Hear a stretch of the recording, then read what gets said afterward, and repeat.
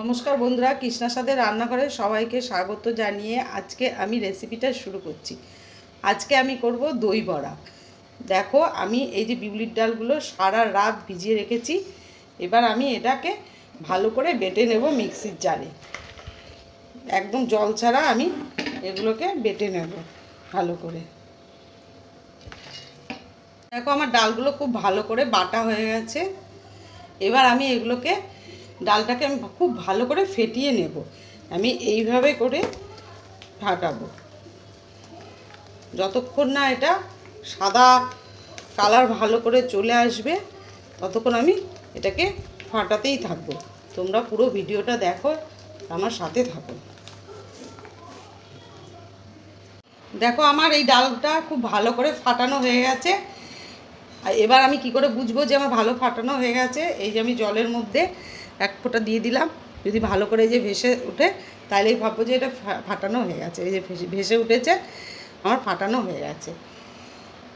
এর মধ্যে আমি স্বাদ মতো নুন আর একটু মৌরি দিয়ে দিচ্ছি। দিয়ে তারপর ভালো করে আবার মেখে নিয়ে তারপর আমি বড়াগুলো ভাজবো। তোমরা দেখতে থাকো। তেল গরম করতে দিয়ে দিয়েছি। এবার আস্তে আস্তে বড়াগুলোকে ভেজে নেব। গ্যাসের ফ্লেমটাকে কমিয়ে দিয়েছি। হাতে একটু জল লাগিয়ে নিয়ে তারপরে আমি বড়াগুলোকে দেখো কিভাবে ভাজি। এইভাবে করে সব বড়াগুলোকে আমি ভেজে নেব।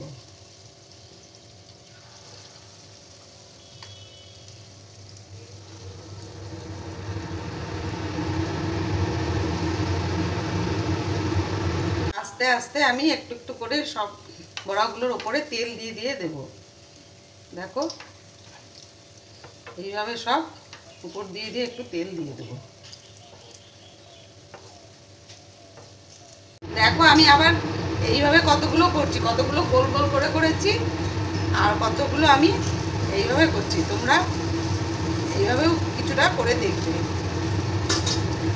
ডালের কাটার সাহায্যে প্রথমে এরকম বড় করে একটু দিলাম, তারপর ডালের কাটার সাহায্যে মাঝখানটা আমি এরকম গোল করে দিচ্ছি।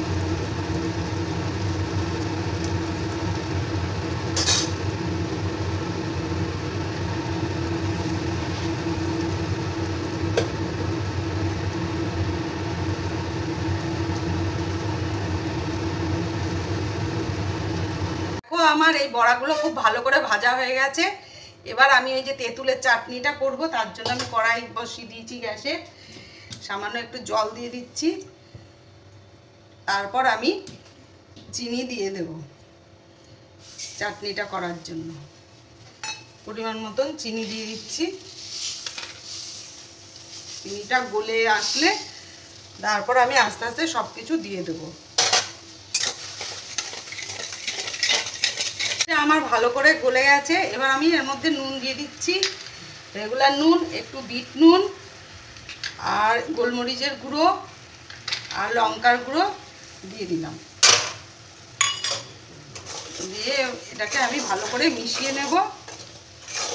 তারপর আমি ওই তেঁতুলের কাপটাকে দিয়ে দেবো।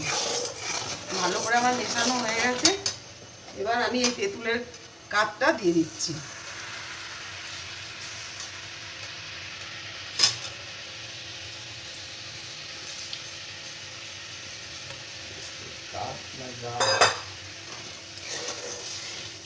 এবার এটা ফুটে আসলে, ভালো করে ফুটবে, তারপর আমার এই তেঁতুলের চাটনিটা রেডি হয়ে যাবে।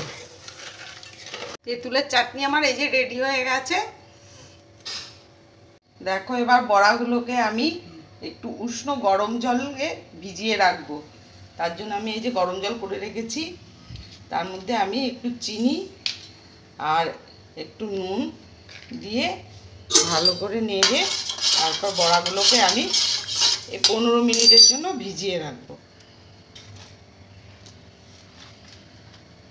সব বড়াগুলোকে আমি এইভাবে ভিজিয়ে রাখবো।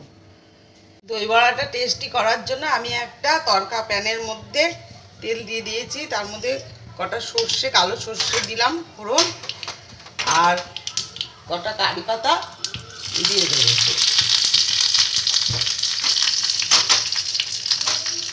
দিয়ে এবার আমি এই বড়াটার মধ্যে ঢেলে দেবো, ভিজিয়ে রেখেছি যে বড়াটার মধ্যে ঢেলে দেবো, তাহলে বড়াটা একটু টেস্টি বেশি হবে।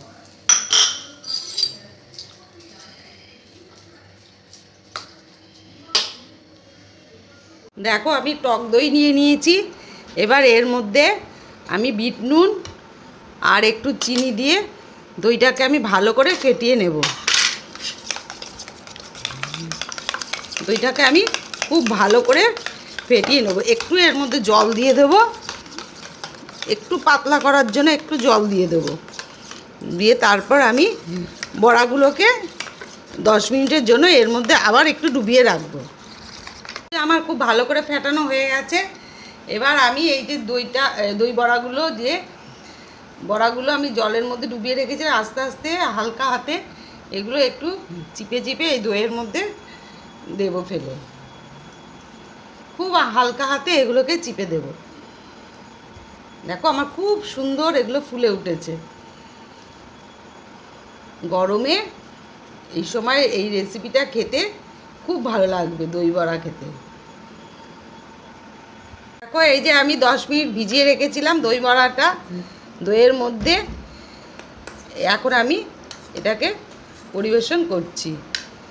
তোমরা বাড়িতে এইভাবে করে খেয়ে দেখবে।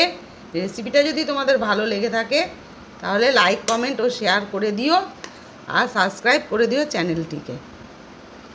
দেখো আমি এই যে সাজিয়ে নিচ্ছি, ওপর দিয়ে একটু দই দিয়ে দিচ্ছি আবার ভালো করে।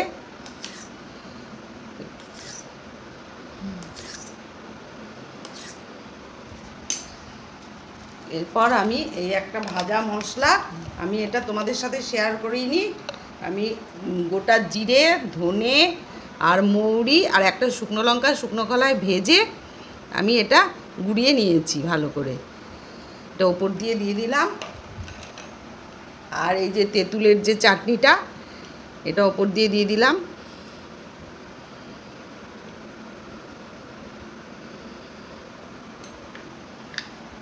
আর ওপর দিয়ে ঝুরি ভাজা দিয়ে দিচ্ছি।